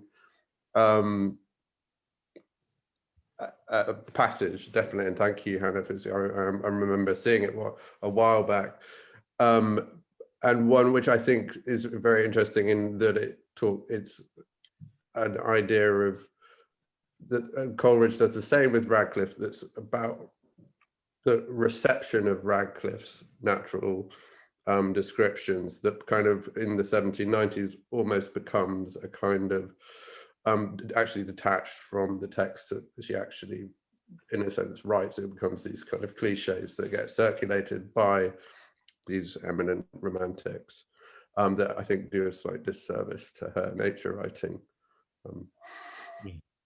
I think so. There we go. I'm allowing James to talk so he can ask us a question. I think you might have to unmute yourself, James. You've popped up, but you would appear. Yeah, you appeared unmuted. Hi, I'm here. Hi, Jamie. Hi. Well, I just the Stafford thing, because that was my more enigmatic comment. It's actually just completely random. I was looking at Isabella in my Barnard Keats, and it's just a few pages later, his poem about visiting Fingal's Cave. So there's the letter, which is probably he also writes to his brother Tom about this, and he includes a poem, which is a sort of mock serious poem about how Lycidas, the spirit of the cave, is going to leave because the cave's got too touristy, basically. He says he's gonna leave the cave to cutters and to fashion boats, to cravats and to petticoats. And there's two versions of the poem, one which doesn't have that bit at the end about Lycidas leaving, and one which does. It imagines almost two futures two sort of modes for that moment, one of which is comic and one of which isn't. I just thought that was a random reference I noticed, and just thought it might be an interesting link to the other. I'm not sure if Nigel Leask will talk. I'm sure he covers Keats's Highland Tour in his book. I don't know the book, but I imagine it will feature. So there may be some work out there on there. It's not an area of expertise for me. After all that, do you want my first question as well, Andy? Go for it. You're here. Yeah. Okay. Well, I'll just read it out what I wrote. I really enjoyed the reading of it connects to the previous discussion of decentering, really, and anthropocentric decentering, because that's, I think, partly what I took from the reading of the Pot of Basil. And I like the fact that the title now seems to me Isabella or the Pot of Basil. One of us has got to go, right? Like there's a choice there. I might start calling it by the latter name instead of just the former. I thought that was a really great reading of the poem in such a short space of time. And there's in almost every stanza of the poem, there's something that works with that sense of networks of human and non-human, material, immaterial interaction. There's so much in the poem that really works well with that mode. But I remembered Keats worrying about the poem's seriousness. And he says that, reviewers would mock it, that it was smokable, a word that he uses when in relation to mockery. So he thought there was something ridiculous about the poem as well, something laughable. And because this is the dual theme this evening's roundtable, of the ridiculous as well as the natural, I thought that might be an interesting question to ask. You know, what place does our sense have of the poem's excessiveness or its ridiculousness, its potential risibility, have in our reading of that kind of excess of connections between the human and the non-human world? Because there is something quite funny about the Basil taking over at the end of the poem. Prompted by Andy's reference to the Rocky Horror Picture Show, I've characterized it as Audrey-like. You know, the Basil's sort of there on stage at the end as the winner of this poem. And there's something quite funny about that, I think. And I think Keats recognised that in his references to the poem. I've misquoted that, by the way. It's amusing. I've just looked it up again. Amusing, sober sadness, not amusing, sober serious. But he obviously felt that the poem, there was some kind of paradox of its comic, potentially comic nature, as well as its tragic. So yeah, I mean, I think that I don't know how you'd tie that into your reading of the poem. Its excessiveness, but I wondered how you'd respond to that, or try and tie it into the theme of the ridiculous. Thanks again for the paper. It was great. Great, thank you, James. And I think you're so right to observe that this kind of excessiveness kind of goes both ways. I think a lot of the readings today have kind of demonstrated that there's a real slipperiness between seriousness and ridiculousness, in which one can very easily look like the other. And I think that's really kind of interesting to think about in terms of Isabella. One thing that I would say that I also really find funny about the poem is that in the end, the Basil doesn't really win. You know, it's kind of like the most animate. It has like all of these kind of potentials and properties, kind of like triumphs that the human characters don't have, but in the end it's still kind of stolen, you know. It's still kind of like flung out of the narrative the same as everyone else in the end, really, and just the kind of like wordless lament is left, which I always also find really funny, you know, this kind of paradox where the Basil can become so dominant, and yet it's entirely its introduction into the kind of like the human domestic sphere of the garden pot that kind of renders it vulnerable in the end. So I think I definitely think there is a lot of ridiculousness going on in the poem, and I think part of its absurdity is that it asks you to take so much of it so seriously. I think the fact that it is so urgent and so excessive, and there are so many kind of connections going on and so many weird kind of flirtatious moments between, say, like the Basil and Lorenzo's head. I think the fact that all of these things are kind of given to us and we are meant to, you know, go along with it. And I think the fact that Keats' anxieties about the potential kind of like smokability of his verse are there in all of the digressions when he kind of mentions Boccaccio, the weird sort of parallels between the Basil and the poem, where the Basil is, you know, said to be sweeter and kind of like healthier than, you know, its kind of brothers in Florence, for example.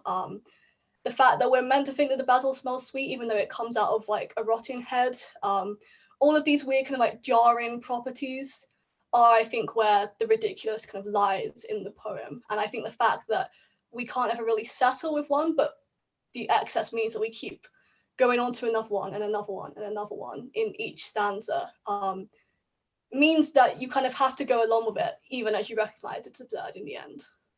Well, that's so. I mean, because I'm working on ridiculousness, and I the more I think about the ridiculous, the more I think it's somehow grounded in bodily failure and also sort of our experience of or fears about mortality. So that the ridiculousness stemming from a rotten head is a brilliant image for things that I've been thinking about in relation to Coleridge and John Paul Richter, and the like. And something about the diseased imagination coming from a rotten head is something that I'd like to think about a bit more as well. Fantastic. I'm going to demote you now, Jamie. That's fine. Thanks again. And move on to, I think Luke asked a question, then I think there was a question in the chat, and then I think John Key Young has a question. So there's a question for Tom. Thanks so much for introducing us to this amazing passage by Davy. I'm interested in the role and character of the genius. Presumably this is a genius loci, spirit of place. Also, given the trippiness of the passage, can you make any links to Davy's nitrous oxide experiments? Yeah, well, yes and no, I guess. On the question, I'll take the one piece at a time. On the possibility of it being a genius loci, I can definitely understand why you would make that connection, because it takes place in this kind of site of classical ruin. But as I understand it, a genius loci is a kind of animistic spirit tied to a particular place, whereas I think the conceit of the genius is that it is a being. It's a being that, almost like Kurt Vonnegut's Transfalmadorians. I can never quite remember exactly what it is, but the ability to like see in 4 dimensions, like somehow unbounded by time and space. I think though that for me is the more significant element of it. As for whether you can connect it to nitrous oxide, it's unclear to me, because perhaps someone who has lived a slightly more exciting life can enlighten me on this. I don't believe NOS is a hallucinogen. I would be more inclined to tie it to the sort of opium-fueled imaginings that you get in something like Kubla Khan.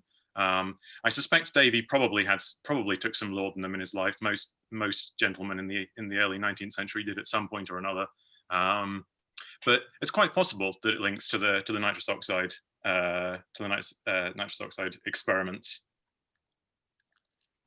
Thanks, Tom. Hopefully that answers your question, Luke. There we go. So in the chat, there was a question which began with thanking us all for our insights. And then I was wondering if anyone had an interest in the angry young men movement in the 1950s and its parallels with the romanticist view of the individual genius, and had any comments. I would really like to hear them. The transmission of ideas are always framed in the context of the language, and it's very interesting field to look at, which I think might be a reference to our earlier discussion of nature decentering and language. I don't have any knowledge of the angry young men movement, but I can say that one of the obvious impetuses for the Romantic Ridiculous project is kind of to push against that idea about the individual genius in particular, and it was sort of like a very straightforward thing about a sort of common perception of the Romantic period being generally these genius lone white men up a mountain, and it was kind of it was sort of shoving them off their perch and getting us to think about the kind of the sort of collaborations and the conversations, the coduction, back to that word that I introduced at some length at the beginning of this event, that went on between people like Wordsworth and Coleridge, and the coterie around Wordsworth and Coleridge, and also like just a wider sense that the period is grounded in conversation and collaboration, and that conversation and collaboration kind of allows for the appearance or the presentation of individual genius to sort of come out of its ferment. I want to say so. It's a sort of my whole project is a reaction against the idea of an individual genius, and it's sort of saying that genius really comes from these kind of conversations, the ones that we're having, and also the kinds of conversations that were going on in the Romantic period as well. I'm not sure. Does anyone have an interest in the angry young men 1950s genre and can speak more intelligently to David's question? My current project that I'm working on is taking ideas from the Romantic era and applying them to the 20th and the 21st century, with the idea that they haven't gone away. Like there was all this philosophy, and people were thinking so deeply about working and writing and the relationships that you have with the world around you. And we still feel that. So at the moment, my work is based on the Sublime, and like, where has the Sublime gone in a relatively atheist world? The answer is money. It's always money. But I would totally be interested in doing something about the angry young men, about genius, even about like other movements generally. I've always thought about doing something about protest songs and taking the idea of individual genius and the like voice against the system, but angry young men is equally a fascinating place to go. Thank you, Kitty. There's another question for Tom. I'd like, because I feel like we've talked around Liz, and Liz's paper was so wonderful. I wanted to sort of segue back to talk to Liz and remind us all of Damien Walford Davis's wonderful poem called, I think, Strumblehead, and to sort of pick up on the scandal that was brewing at the beginning of this event, where Liz got a last minute email from Nick Rowe questioning about whether he'd ever written the words "the ridiculous became reality," and I wanted to sort of ask about, like, we're often thinking, like, I think when we think about the ridiculous, we think about frivolity, and we think about the comic, and we think about perhaps sort of silliness and embarrassment, and I wonder about your argument about the seriousness of the invasion. Even in spite of how ridiculous it was, we might get a sort of is there the possibility to take that ridiculousness seriously as a threat? Does that make sense as a question, Liz? Say that again, sorry. So to take ridiculousness serious as a threat.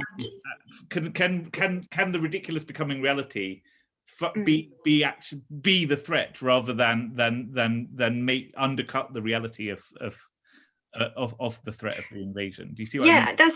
That's a really interesting idea, and this is something that's been live in quite a few things that have been spoken about in, say, the Pot of Basil, in which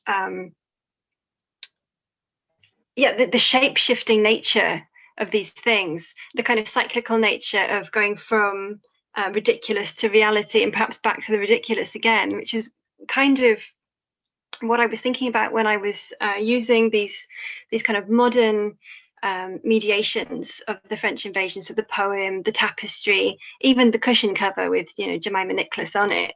I love postcards, and I really, really want a tapestry postcard. Exactly. But it's come to me to seem quite circular, and actually the boundaries between the ridiculous and the serious or real become completely permeable, because you can see how quickly they can cycle back from one to the other, possibly across long stretches of time.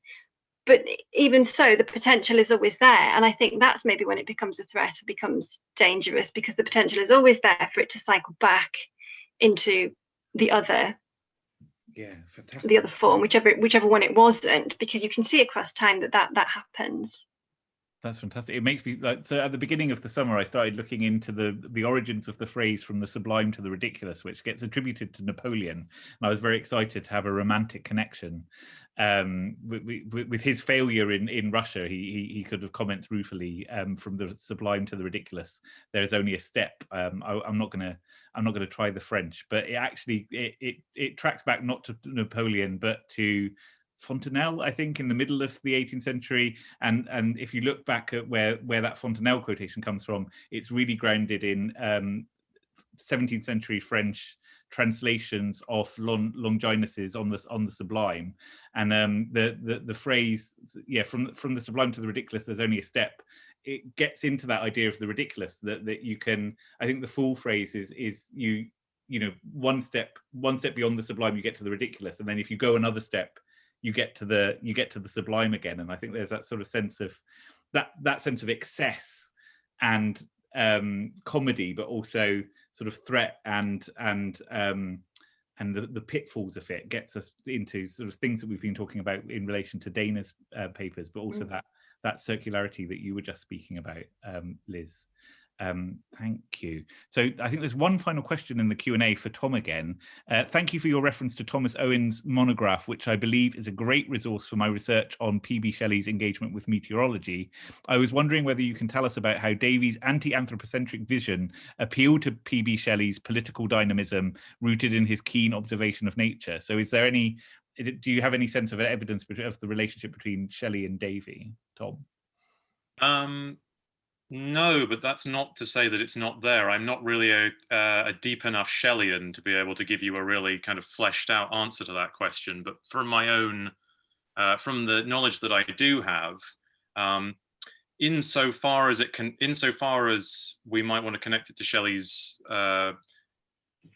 politics in his poetry, it's always seemed to me that when the politics gets turned on, he goes extremely humanistic, especially in something like The Mask of Anarchy. There's always something about how the human spirit has the strength within it to overcome the conditions of oppression that it finds itself like caught up within, in that kind of proto-Marxist way that Shelley does. But whether whether or not there might be a Shelleyan connection, I would be more inclined to put it on a kind of philosophical / theological level. Now, obviously, Shelley, famous bad boy atheist, but he's also a Platonist, like a pretty staunch Platonist. So he strongly believes in this idea that there is a kind of supersensuous realm of forms that determine the ultimate nature of reality. And I think that that's kind of what Davy is getting at with the way that he valorizes the scientific method as something that, like, if we were to perfect it indefinitely, it would eventually just become talking about the kind of pure mathematical calculus on which the universe runs. So I think there may be a theoretical connection there if it's to be made. And also, yes, shout out Thomas Owens again. He'll getting another plug here. It's a really good book. I could also recommend a wonderful book that I read earlier this year by Chris Washington called Romantic Revelations, which is about post-apocalyptic romanticism, and that thinks about an anti-anthropocentrism, as it were, in Mont Blanc in a really interesting way, about sort of what's the agency of the mountains, which is something that might appeal to Dana as well. So that's Chris Washington's Romantic Revelations, a really wonderful book with a fantastic reading of Shelley, but also a brilliant reading of Pride and Prejudice as an example of post-apocalyptic romanticism. It's wonderful. Right, so I feel like we're sort of over our 8 o'clock time limit, but before you all go, although some of you have started to slip away, I'm going to share my screen one last time. Hope. Yeah, that gets us back to there. So we're back to a blank yellow screen, I hope. And I just wanted to sort of errantly advertise other stuff to you before I say goodbye. So first of all, going live today is a job vacancy to come and work with me if your appetite has been whetted by my mithering at the beginning of this otherwise wonderful event. You can come and be a postdoctoral research fellow in the Romantic Ridiculous, and you'll be working with me on research question 5, which is the one in bold: how have Romantic period writers and Romanticism itself been represented as ridiculous? You'll be working. We'll be working on a co-authored article on that, an experimental duograph. So I have plans on how that might work. And we're also going to be working on an exhibition with Wordsworth Grasmere and Windermere Jetty on ridiculous romantics. And so if you're interested in representations of the romantic child from the 19th century to the present day, and or women's writing and or children's literature and aesthetics, and or romantic legacies, particularly in children's literature, satire, caricature, and or music, you can apply by 13th of January to come and work with me, and I think I've got the job ad on my in my sort of clipboard to copy and paste into the chat in a moment. But finally, I just wanted to say that this is the first event in a series of 4, and the next one is called Table Talks 2, imaginatively, son of Table Talks. No, New Approaches to Romanticism and Society, and it's going to be a conversation between me and the wonderful Felicity James, talking about her work on Charles and Mary Lamb, and we're going to be thinking about friendship, conversation, the city, and absurdity. But you're welcome to pitch me anything to do with your approaches to romanticism and society. And I already have some people interested in speaking about Hannah More and sinfulness in the city, and Caleb Williams and Gothic ridiculousness. So I'm very excited for that. It will take place about 6 months from now, in around June 2021, with a call for papers coming out probably after Christmas now to give everyone a break, and with a deadline of around March, I would suggest. So that's my little pitch at the end. Come and work with me, or come and talk to me again anyway. And yeah, those are my adverts for that. But I'd just like to finish before you all disappear by thanking my 6 co-speakers. I think it's been a really wonderful evening. There's been so much for me to think about. They were such rich talks, and thank you for being such an attentive and engaged audience. I thought those questions were really helpful to spur us on, and thank you, Hannah, again, if you're still here, for the